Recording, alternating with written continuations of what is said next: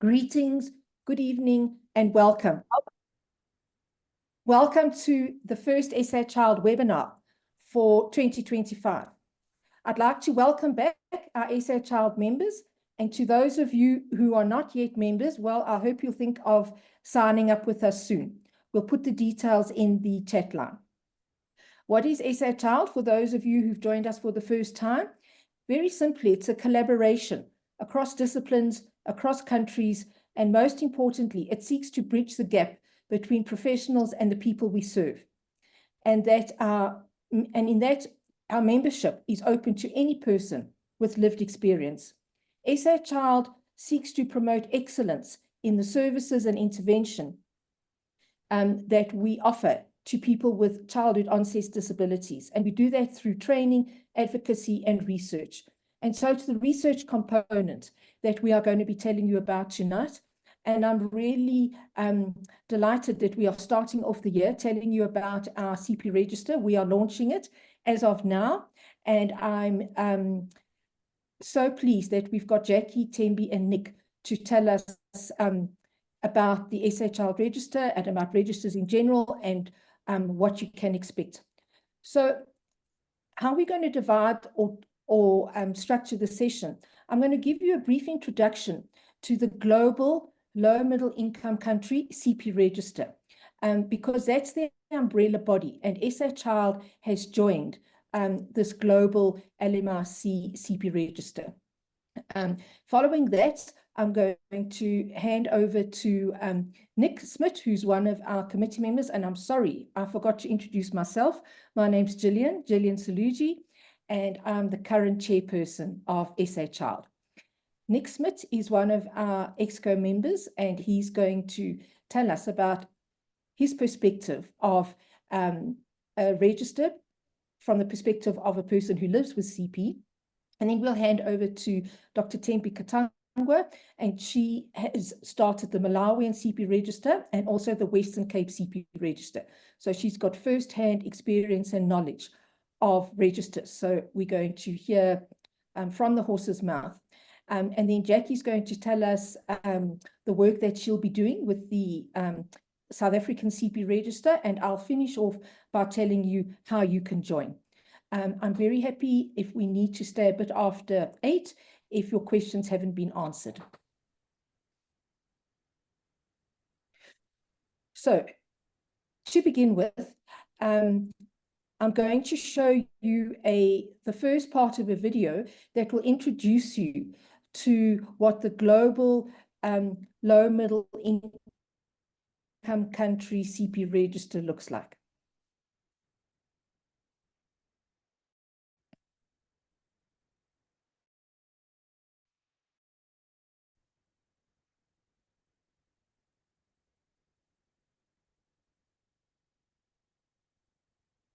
Hello all, I am Dr. Mercedes Ruiz-Brunner, and I am coordinating the Argentinian CP register.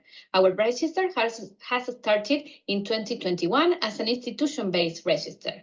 We have been collecting data from more than 20 rehabilitation and health centers in 9 provinces of Argentina.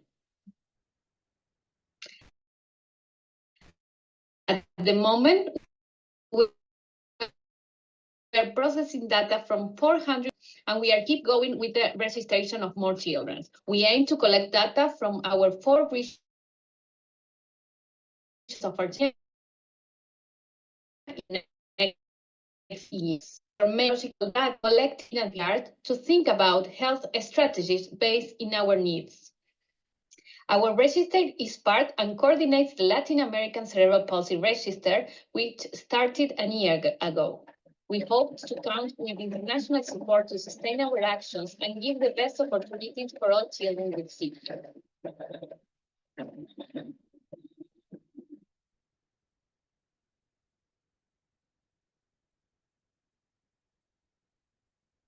Hello everyone, আমি শিমিয়ন CSF গ্লোবালের field research coordinator হিসেবে কাজ করছি। আমার সাথে আছেন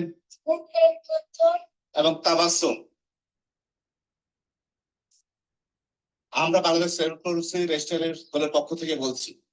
Bangladesh CP registrar প্রতিষ্ঠিত হয় 2015 সালে আমরা প্রথমে সিরাজগঞ্জ জেলার শাহজাদপুর উপজেলায় কাজ শুরু করি এবং পরবর্তীতে ধীরে ধীরে আরো অন্যান্য 17টি উপজেলায় আমাদের কাজ সম্প্রসারিত হয়। বর্তমানে আমাদের 4,400 শিশু নিবন্ধিত আছে। আমরা কার্যক্রম হিসেবে গবেষণার পাশাপাশি বহুমুখী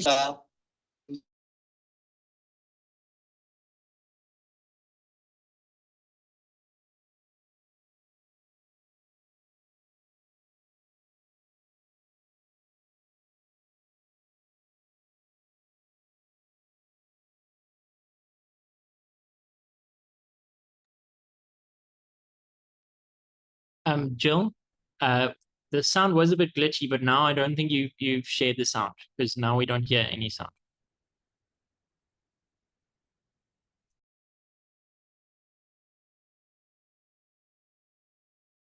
Onde o nosso registro. Great. Thanks, Nick. Is that better? Muito obrigado. Contamos com a colaboração de todos.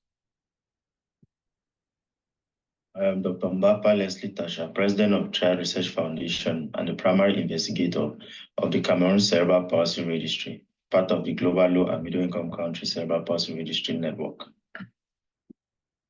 So far, we have recruited 222 children less than 18 years of age living with cerebral palsy from 7 out of 18 health districts in the southwest region of Cameroon. We are presently recruiting in one of the tertiary hospitals in the economic capital of Cameroon, besides the community recruitment. It's been an exciting and learning experience for the Cameroon team, and not without its challenges. We want to use this data to bring to light the burden of cerebral palsy among children in Cameroon and tell their stories via the life experiences of these children and their caregivers. Thank you. Soy Carlos Quintero, soy médico de rehabilitación. En este momento soy quien coordina el registro colombiano de parálisis cerebral que nosotros hemos denominado RECOL-PC. Este registro se va a hacer en Colombia con la alianza entre el Comité de Rehabilitación, una organización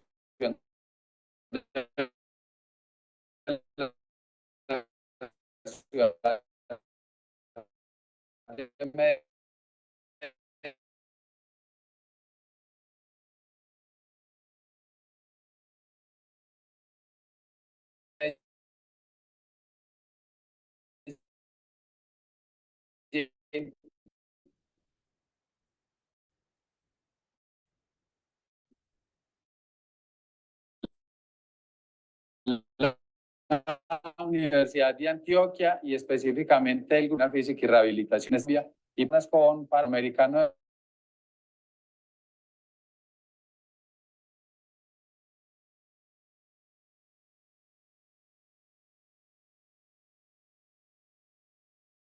Ghana Cerebral Palsy Register, GCPR, which was established in 2018 and was based on institutional-based surveillance. We have so far registered a total number of 568 children, and we are in partnership with the St. John of God Hospital, Kwanta, which is a member facility of the Christian Health Association of Ghana, and that of Global Low and Middle Income Country Cerebral Palsy Register, the Cerebral Palsy Alliance. And so far, we have published 3 works from our register, and you can find us on the website below, and you can also reach us on the email as shown. Our hands are open for any intervention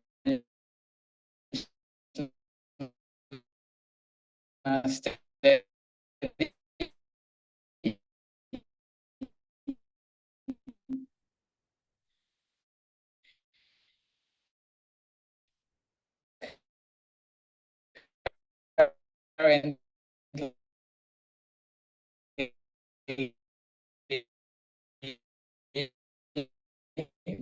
we are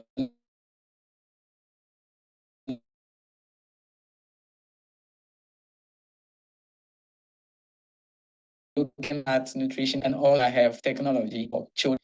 Think you can reach a gated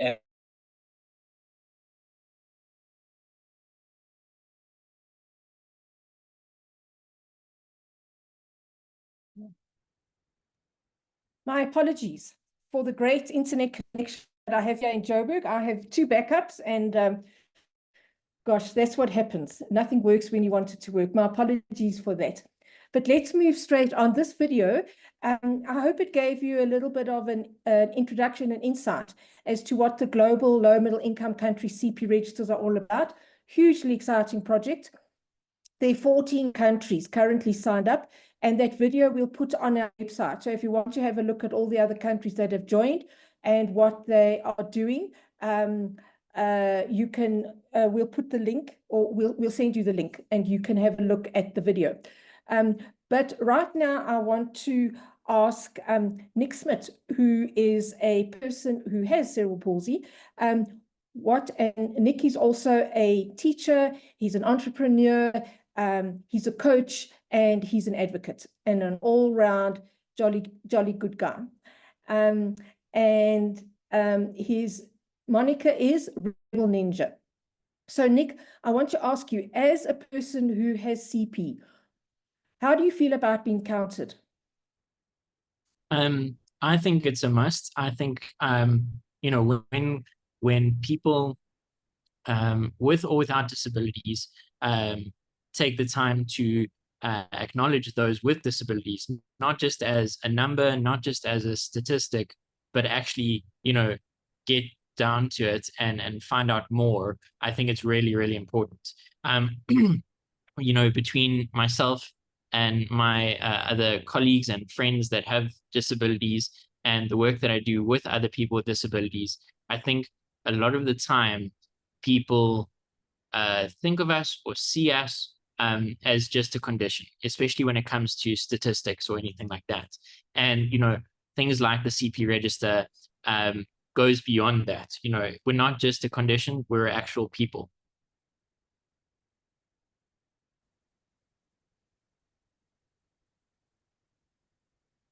Okay. So, Nick, it's important what you've started off by saying. We're saying, yes, you are willing to be counted. So then my next question to ask you is, if you're willing to be counted, what are the kind of questions that you would like to be asked once you give your permission to be included in the register? So I think, obviously, I know, you know, if we look at normal surveys or stats, you know, they're always going to include things like gender, age, things like that. So obviously that still needs to count.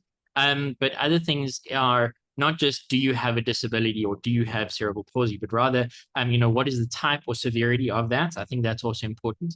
I think level of mobility and independence, and then access to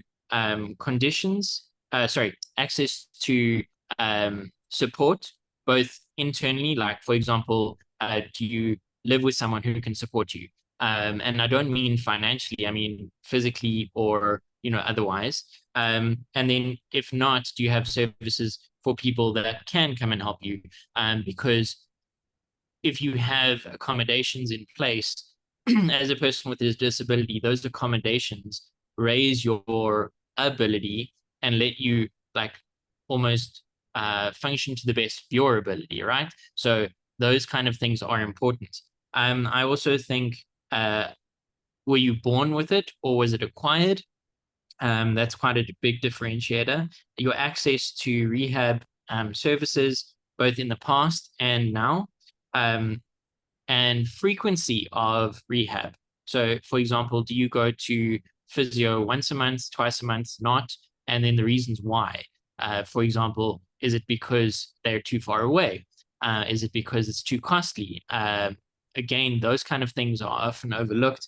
And with this kind of information, you can find out where the gaps are and kind of, focus in on those and help fix them.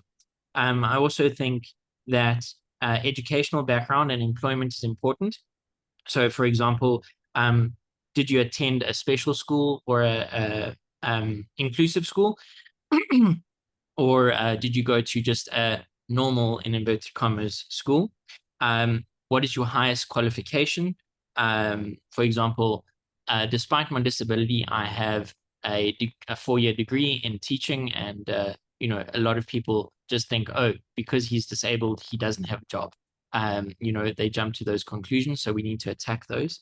And then perhaps another thing is, what accommodations have you had in the past, and what accommodations do you have now? And this could be in the educational sector if they are still in school or in university. But if they're not, what accommodations do they have in the workplace? And then also, I'm just looking at my list. What other challenges have they faced? So this isn't just focused on physical or things that can be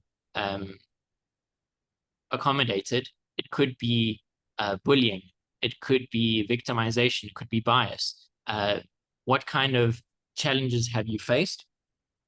Because mental health is a big part of disability, and being able to voice your concerns or say, despite my disability, I do this and this and this, but I have found that I face challenges such as bias, for example.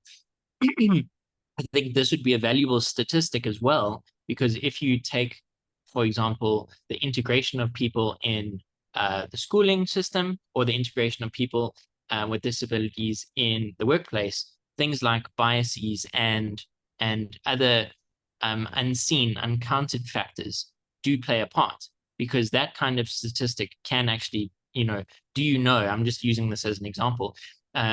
It's not the case. I'm just using it as an example. Did you know that 60% of people have a bias towards people with disabilities? That kind of statistic will be useful in setting up programs and other things that could help people with disabilities find jobs and other opportunities. I also think a big problem that not only people with disabilities have, but everybody has, is workplace experience. Now, I say it's a challenge for everybody, but it's more so of a challenge for people with disabilities, because, there's that you need to have experience to get the job, but then you need to get the job to get the experience. And as a person with a disability, you face quite a lot of challenges. Like I said, the bias that goes with it. So not only do you have to almost triple prove yourself, you also have to fight against other things, and getting workplace experience isn't always easy. And with that said, I think workplace readiness, have they gone on a workplace readiness program? Something like that could also be really, really important. Because again, if yes, great, you could find out more. If no, then where's the gap and how can we fill it? Family structures and caregiving, availability to community and other supportive programs, then access to mental health counseling,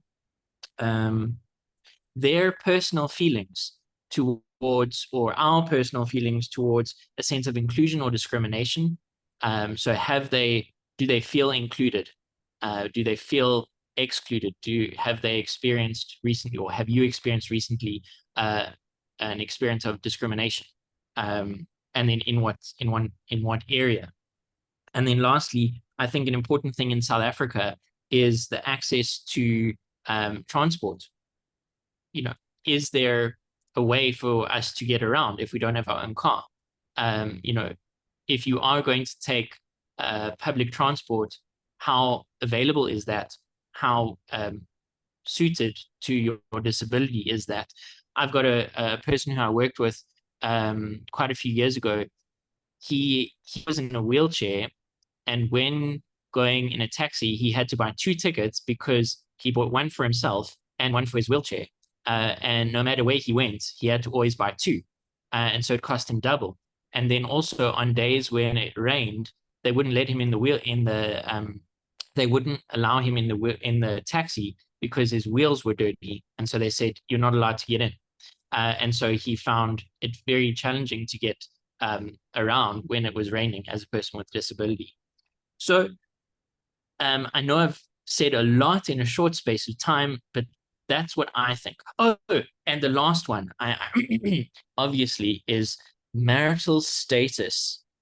Because, you know, as a person with a disability, we can find romance and happiness too. For example, I happen to be a happily married man. Nick, thank you so much. And I think what you have offered us this evening is also saying how a register can also be used for advocacy, which was something I hadn't thought of as a health professional. So you really strongly are pushing the advocacy aspect of it can be as an advocacy tool. I know that you have to dash off to do some coaching, but thank you so much for giving us your time and your insights this evening. And I think what you've really shown us is how, if you're going to start counting people, you've got to make sure that the questions that you're asking are going to be relevant to both the user and the person that you're asking. So I think that's the starting point. I think that Nick, you know, when you go to this extent of a mission, right? Because Tim, you're going to explain how difficult this is, or what a mission it is, right? If you go to that extent, if you go to that trouble, you might as well do it properly and be able to really use the data that you collect, and not just be a number on a spreadsheet. Nick, thank you once again. Thank you. Pleasure. We're going to go straight into Dr. Tembi Katangwa's presentation. So if you want to start sharing your screen, let me just introduce Tembi to you all. Tembi is a pediatric neurologist currently working at the Red Cross Hospital.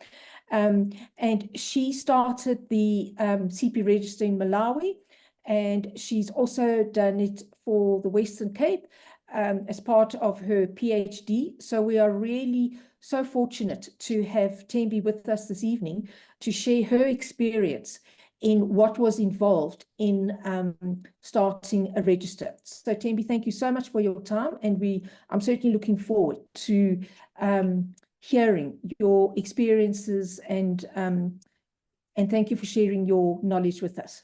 Over to you. Thank you so much, Gillian, for the warm welcome. And I'm so excited to be sharing part of this work. To me, it's not just work. It's I hold it very dear to me. So let's share this journey together. So this is going to be the outline of my talk. The overview of the Global Low and Middle Income CP Register has already been discussed by Gillian, so I will not go through that. I'll jump into the Malawi CP Register overview and what we've done so far, and the plan of the Western Cape CP Register. So this is what that has been discussed already. The Global Low and Middle Income Country CP Register was an Australian CP Register initiative.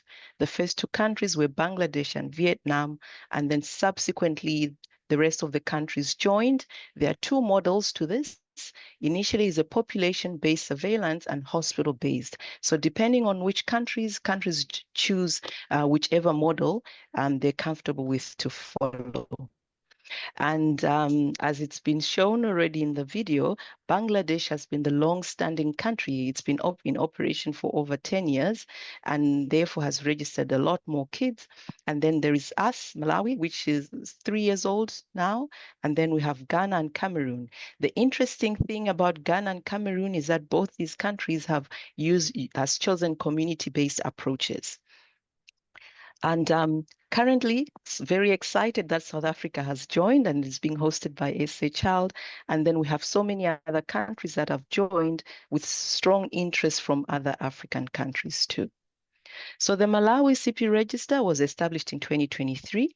Our pilot site was Mulanje District Hospital, and our aims and objectives are basically to have epidemiological data that informs policy as well as practice. And so our approach was quite interesting. We took the community-based model, and in a country like Malawi, it's very, very difficult to get data from the hospitals. So our only bet for finding these children was in the communities.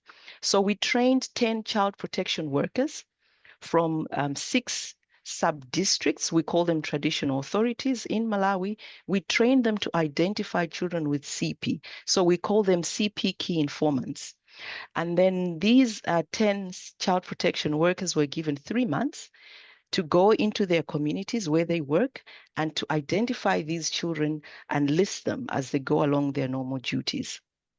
And then subsequently after that, we had CP assessment camps where we went and screened all these children to identify which ones were CP and were not CP. So between April 2023 and June 2024, we were able to confirm 577 children. 503 came from these community CP camps. And during these camps, it was very interesting because we had over 900 children come through. And out of these, 503 were confirmed to be CP.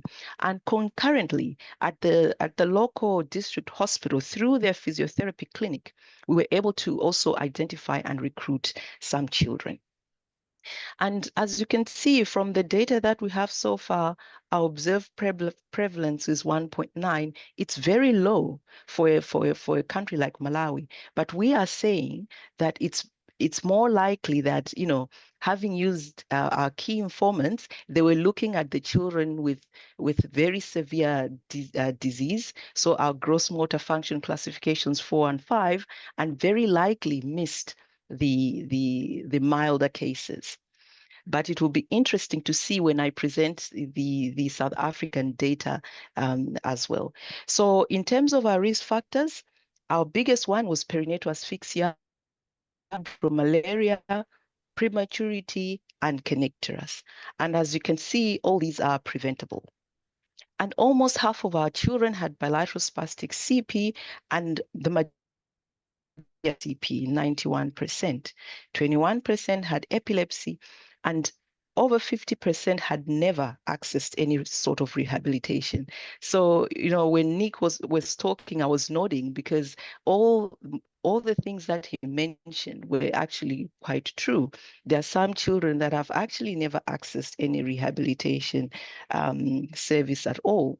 And it was interesting to see that for those children that had never received access to any rehabilitation, the majority of them were amongst the older ones, so the ones that were older than 5 years, children that were not enrolled in any school at all, and mothers and their mothers had not had any sort of formal education, and these children that had visual and speech impairments. So you can see that as well, there's an element of neglect of the children that are severely, are quite severe. Families don't know what to do with these children. And so when we got these findings, we're very, very overwhelmed. We said, you know what? We've noted a lot of gaps.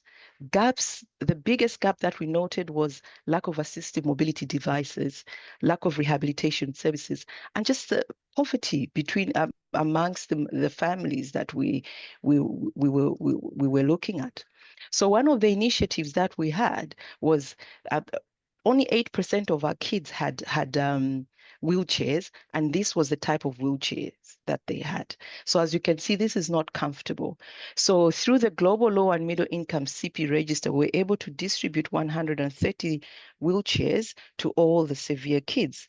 It's a small thing, but we're moving, we're making a difference. And then we launched our community rehabilitation program because most of the children could not get any rehabilitation services. And there is just a short, I hope it plays, a short video of how the launch went. So I just want you to see how it is in the communities.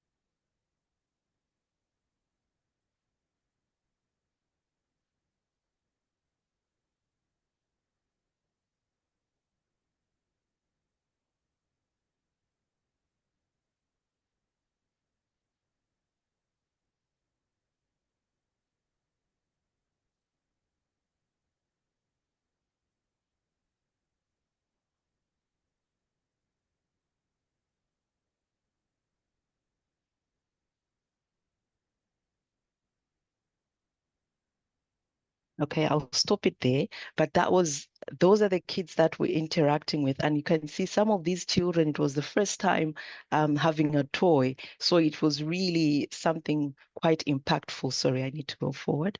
The other thing that we noted was that most of our children, even though they were identified early, they had to go through a lot of healthcare workers for them to be identified, to be confirmed to have CP, and later on to be started into rehabilitation programs. So one of our members of the Malawi CP register managed to get organized the general movement assessment training for our healthcare workers, where we trained 19 healthcare workers to identify, to confidently inform or to confidently confirm children with CP. And another initiative that we found was that 21% of our children had epilepsy. This was one of the boys that we registered in our cohort, and he has epilepsy and there's no seizure freedom. And when I asked mom, I said, what happened? And she told me that he had a seizure and he fell into an open fire. And it was ongoing. So, you could see that moms were going to the healthcare workers and some seizures were being recognized, others were not. So we saw that there was also a bit of lack of knowledge from the healthcare perspectives in the communities or in the primary level hospitals as far as identifying epilepsies correctly.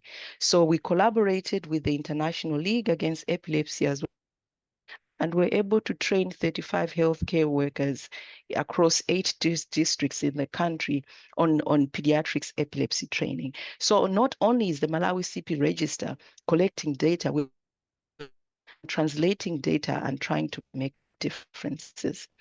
And the other is that thing that I mentioned was the poverty that we saw. Most of these mothers were saying, fine, you're launching a community health program, but how are we going to manage to come? We'd rather go and make money somewhere because our children don't have food.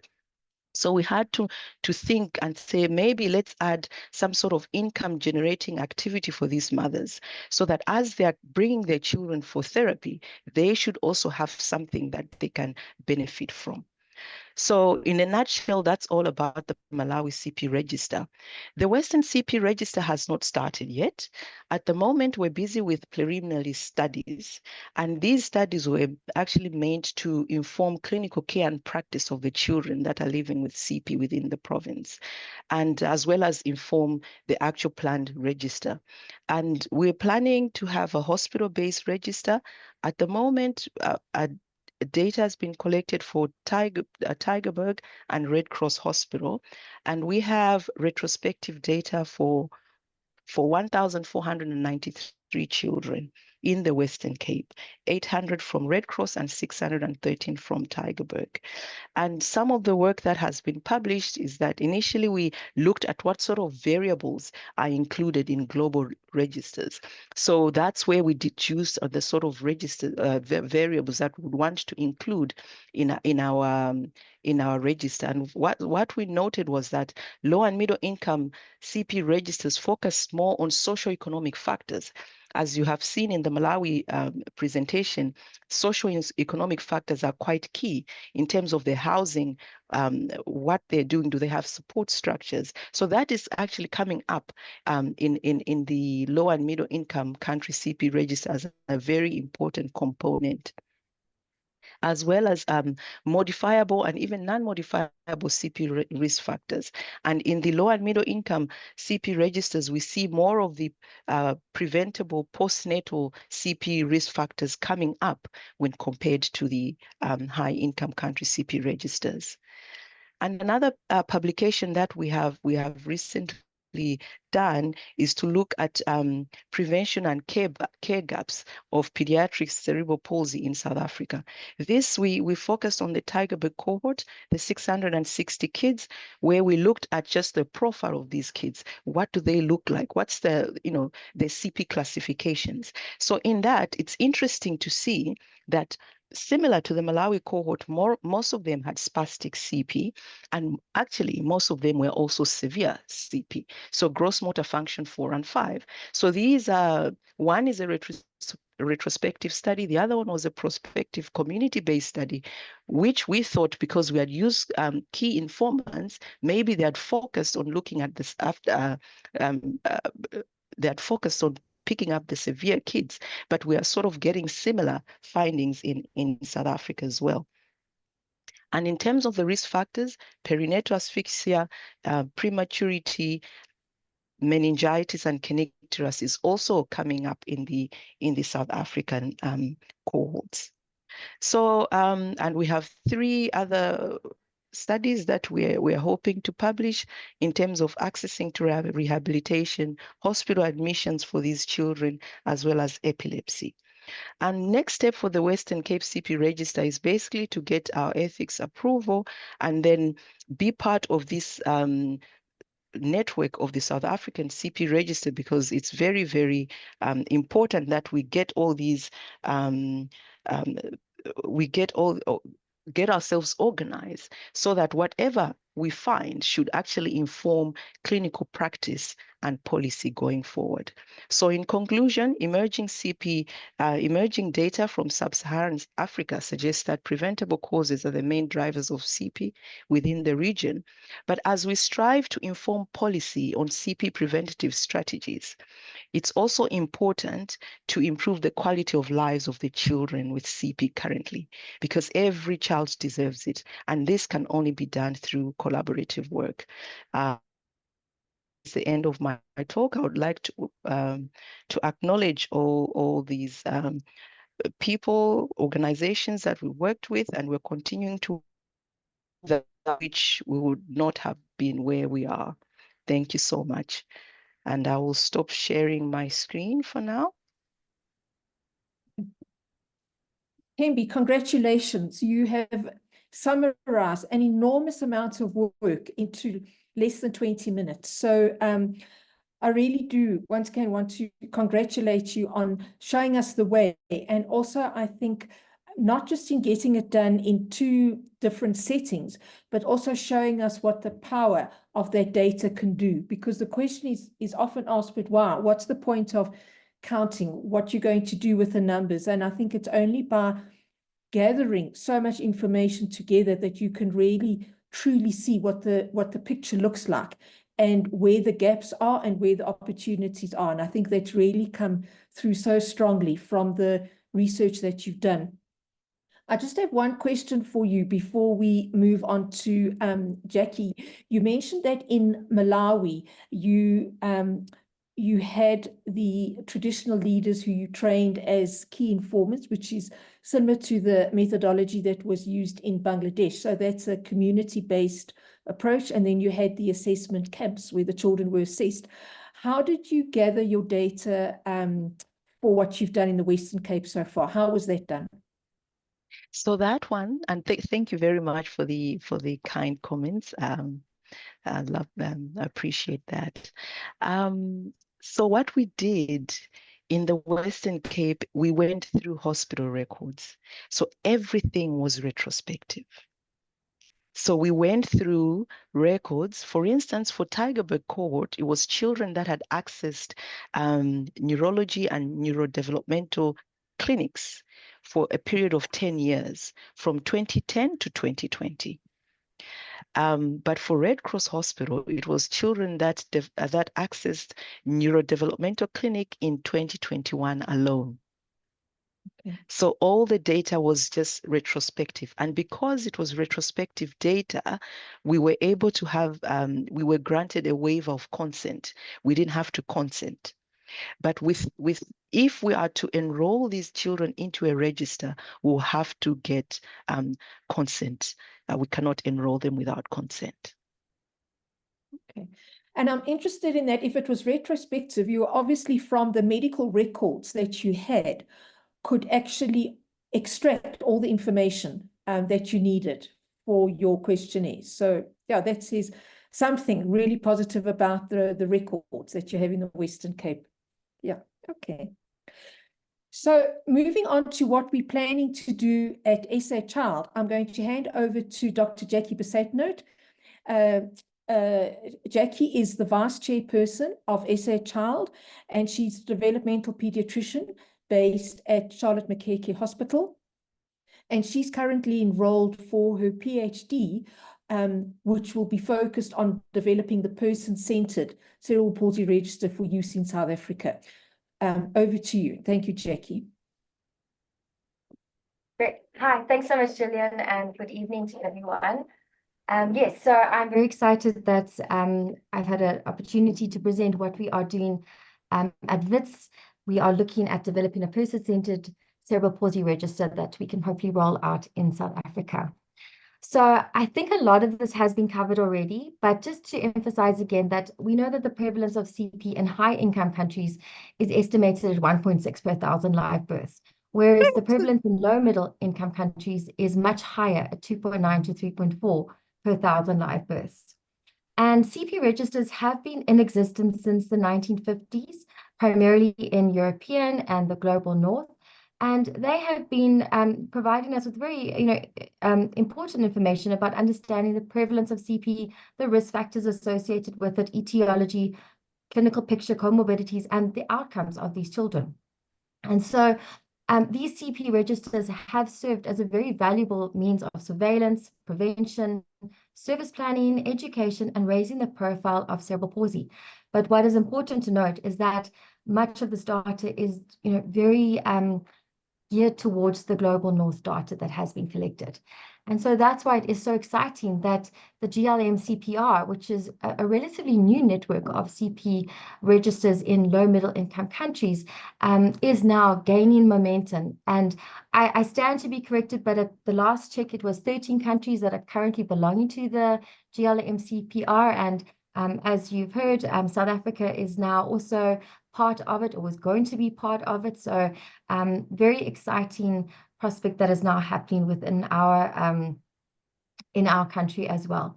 And what is wonderful about the GLM CPR is that they are aimed at providing this data that gives a better understanding of CP from the majority world population, which is those in low middle income countries.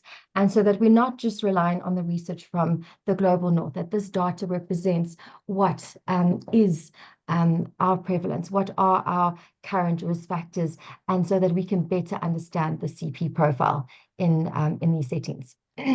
So moving on to the research that we are planning is that when you look at the CP data collection forms for these different CP registers, that it's very striking that it's very much geared towards a medical model of care, where at the center of the issue is the person with the impairment, and asking questions about what's caused the impairment, what are the risk factors, how does it look, what is the prognosis, and very much disorder orientated.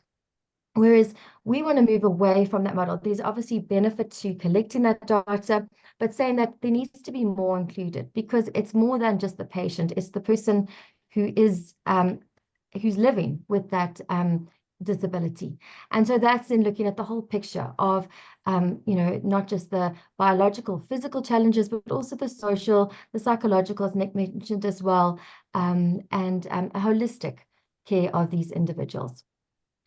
So since the inception of the WHO International Classification of Functioning, Disability and Health from the early 2000s, which you can see on the left-hand side of your screen, and I've just included the more friendly F words from CAN-CHILD, which is just an easier way to think of the ICF terminology.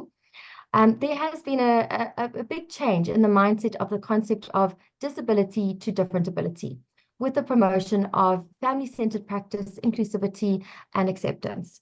And this ICF framework provides a holistic overview of the functioning of a person with disability by presenting their body function and structure, which is going to be the impairment, the activities that they would like to participate in, and then bearing in mind their unique environmental and personal factors as well, which is specific to each individual. So this framework provides us essential insight as to how a person with a disability may function within their unique physical and societal settings, while promoting the awareness that all people strive to participate in activities, which then allows them the opportunity to socialize, mobilize, and learn.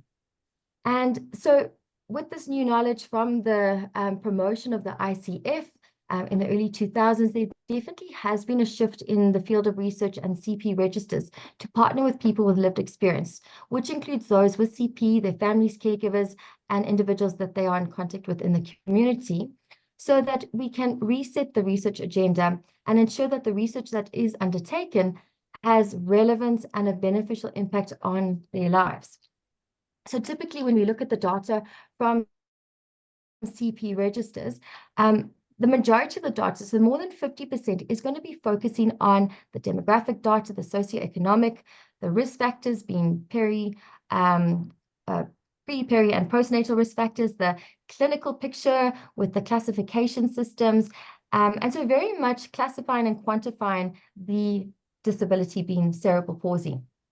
And less than 10% of registers actually look at the other aspects of the ICF, which is looking at the individual, their participation, the environmental and personal factors, and thinking around the quality of life of the individual, the pain levels, and also their psychological and emotional health, their access to education and rehabilitative services, as Nick and Tembi have also mentioned.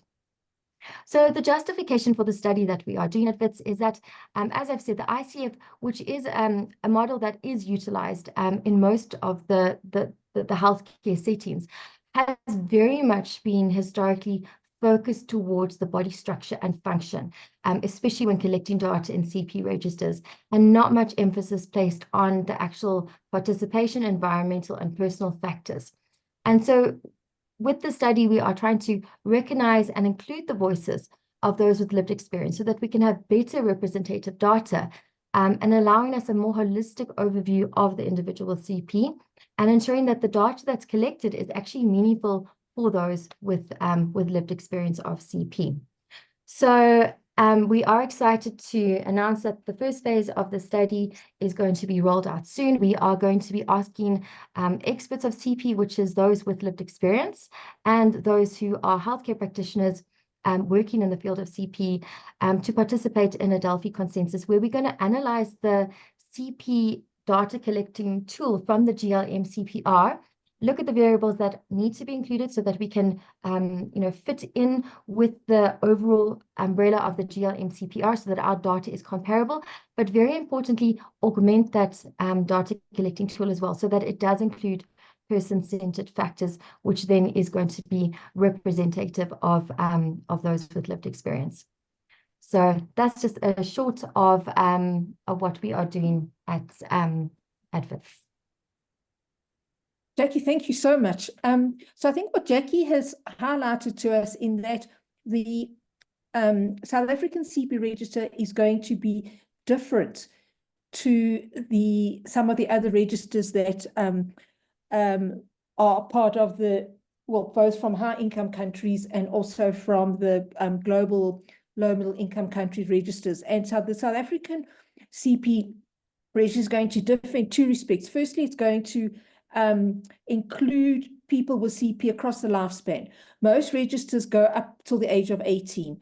And our feeling is that, but why leave out adults? So the register will be inclusive of anybody with a confirmed diagnosis of CP. So that's the first difference.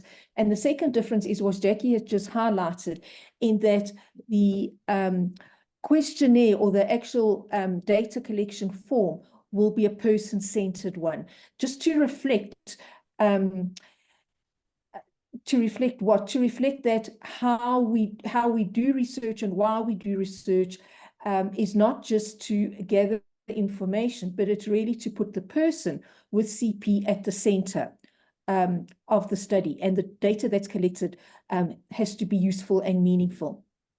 So I want to just share with you now how the SACP register is going to work, and most importantly, how you can get involved.